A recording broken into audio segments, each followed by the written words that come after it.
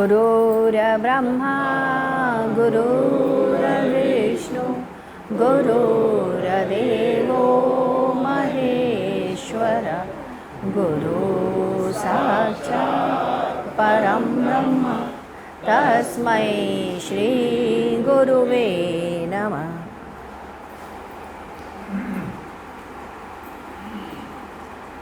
गुरुदेव ने आगे कहा, लड़की और लड़के के शादी के लिए योग बैठाना चाहिए। लड़की और लड़के के पुकार क्या नाम या वह नाम जो बहुत अधिक लिया जाता है, उसको एक कागज़ के 2 छोटे आकार का टुकड़ा काट लें और उसे लिखकर पानी में डाल दें। डालने पर लड़की का लिखा वाला नाम कागज़ यदि पहले डूब जाए तो यह विवाह योग्य है। इसे योग कहते हैं। लड़की के नाम का कागज़ यदि ऊपर रह जाए तो लड़की को संतान उत्पत्ति में बड़ी परेशानी है। आप लड़की देखने जाते हो, बार बार आप में दया भाव आ जाता है। शादी तय करने का मन रहता है, परंतु बीच में कोई दूसरा आकर 5 लाख की शादी का मारुति कार देना चाहता है। आप हाँ करते हो, उसके लिए यह अपराध है। जहाँ देखने गए थे, मन बन गया था, वही उपयुक्त था आपके लिए। यह अपराध हो गया। यह जिसे आपने छोड़ दिया, आपके लिए ही आई थी।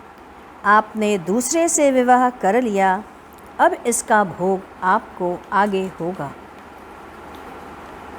एक बार नारद मुनि मरीचि ऋषि के साथ जा रहे थे। एक दुकान में एक बकरा घुस आया। लड़का डंडा लेकर उसे हका दिया। पीछे पीछे एक आदमी उसे पकड़ने के लिए आ रहा था। बकरा लड़के की तरफ बड़े ही कातर भाव से देख रहा था। लड़के का मन पसीज गया। जब उसके पीछे कसाई को आते देखा, परंतु उसने उससे कह दिया, ले जाओ इस बकरे को। इस दृश्य को देखकर नारद जी हंस पड़े। मरीचि ने पूछा, क्या बात है मुनिवर, हंस रहे? नारद मुनि ने कहा, बकरा पूर्व जन्म में इस लड़के का पिता था। इस कारण से इसे प्रथम बार में देख करके दया भाव आ गई। पूर्व जन्म के संबंध के कारण ही आपके हृदय में भाव आता है। आपने देखा होगा, अध्यापक बच्चे को मारने के लिए हाथ उठाता है या मारने जाता है कि अचानक उसे दया आ जाती है और उसे छोड़ देता है। यह उसके पूर्व जन्म का संपर्की रहा है।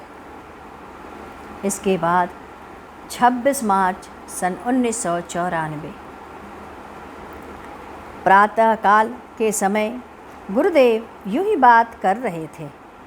कह रहे थे, माँ बेटी का संबंध शादी के पहले बड़ा ही डांट का, डपट का, चिल्लाने का, एक दूसरे को गाली गलौज तक देने का होता है और शादी के बाद प्रेम का संबंध बन जाता है। शादी से पहले माँ कहती है, दिन भर सोई रहती है, कोई काम नहीं करती। बेटी मुंह फुलाकर दूसरे कमरे में जाती है। फिर माँ बोलती है, 2 दिन से बोल रहे हैं खाना बनाना सीख ले, नहीं बनाएगी, बनाती रहेगी, माँ अकेले बनाएगी।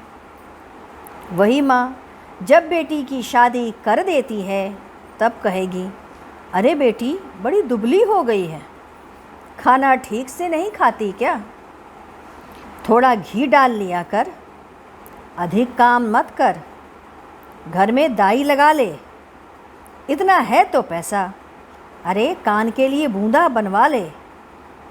माँ कभी भी अपनी बेटी से यह नहीं कहेगी कि जा बेटी बद्रीनाथ होआ, थोड़ा भजन कीर्तन कर ले, पूजा पाठ में भी थोड़ा मन लगाया कर। वह बेटी से इस बारे में कुछ नहीं कहेगी। जब कहेगी, अरे कहीं घूमा, बम्बई हुआ, नकली डायमंड का जेवर वहाँ का बड़ा अच्छा है, ले लेना। यही संसार। पुनः गुरुदेव ने कहा, आप स्थूल जगत में चोरी होने पर पुलिस स्टेशन और उसकी सूचना लिखवाते हो, वैसे ही सूक्ष्म शरीर की चोरी की घटना हेड ऑफिस में भी दर्ज करा दो। आपके मन में वासना उठी, काम वासना उठी, शराब पीने की इच्छा हुई, इस बात को जाके अपने गुरु के पास, अपने माता या पिता के पास अवश्य नोट करा दो, अन्यथा इस बार तो आपने दबा दिया। जब आपकी इंद्रियां असक्त हो जाएंगी तब आपकी चाह और बढ़ जाएगी। इसीलिए अपने गुरु से, अपने इष्ट से जाके वह बात कह दो। स्वामी बालानंद ब्रह्मचारी आकाश मार्ग से जा रहे थे, उसके पीछे उनकी छाया जा रही थी। उन्होंने पूछा, तुम कौन हो? उस छाया ने कहा, भोगेच्छा, पूर्व जन्म की कामना बाकी है जिसे आपको देना है, उसे नहीं दिया है। पुनः वापस आकर सामान खरीदकर सबको दिया, फिर जाने लगे। देखा छाया अभी भी पीछा कर रही है। पूछा, अब क्यों चल रही हो? उसने कहा, तुमको यह कामना है कि मैंने इसे सब दे दिया। पुनः स्वामी जी भगवान के सामने नतमस्तक हुए और कहे, हे प्रभु, मेरा कुछ भी नहीं था, सब आपका है, आपने दिया है और आप ही को मैं दे रहा हूँ। अब छाया साथ नहीं गई। प्रकृति अपने पूर्ण रूप में जड़ है परंतु सत है। जीव अपने पूरे प्रकृति में सत और चित्त है। परमात्मा अपने प्रकृति में सत, चित्त और आनंद है।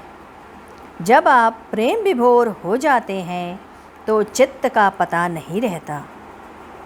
गुरुदेव ने कहा, यदि बेटे के सामने आप अपने पत्नी पर हाथ उठाते हो तो यह निश्चित जान लो कि बेटा जब बड़ा होगा तो उसके अंदर वही संस्कार आएंगे और वह आपको भी मार सकता है। बेटे के साथ शराब पियोगे तो बेटा शराबी बनेगा ही। गुरुदेव ने पुनः कहा, देखो, मैं तुमसे तुम्हारा समय नहीं मांगता, गलत कार्य के लिए नहीं कहूँगा कि तुम यहाँ आओ और समय लगाओ। अरे भाई, अपने आप को देखो, अनुचित कहाँ हो रहा है, इसे कोई अनुचित न तो करने दो। अपने इस शरीर को मैं ये कहूँगा कि शुद्ध रखने का प्रयास करो।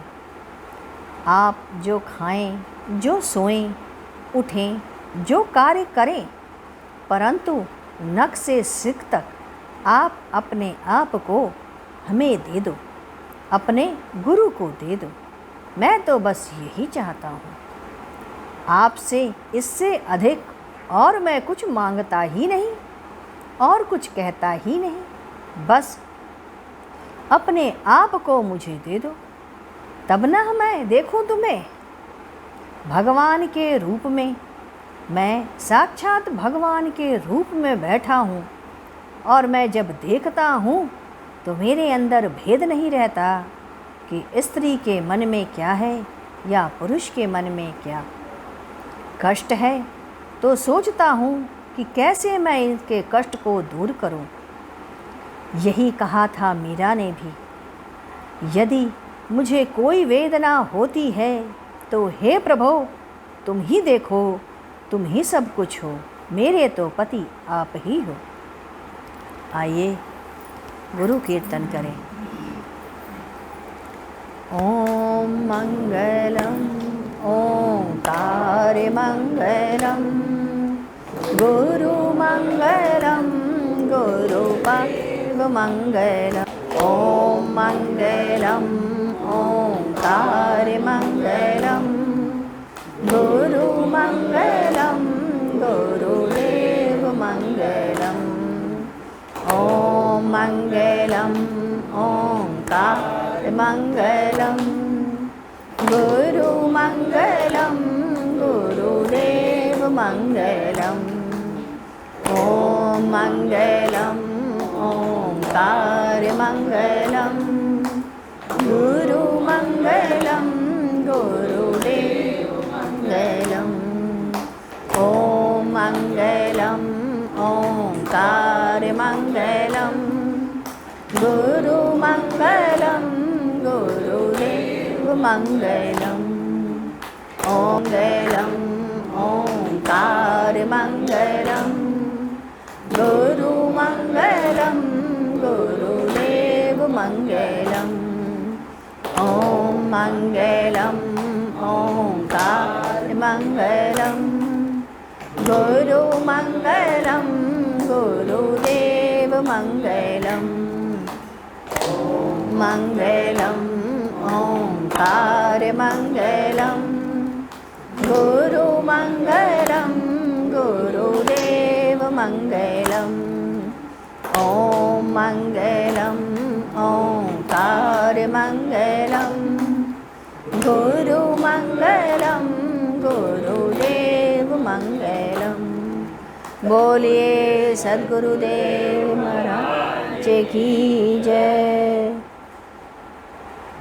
सद्गुरु तुम्हें शत शत नमन सद्गुरु तुम्हें शत शत नमन सद्गुरु तुम्हें शत शत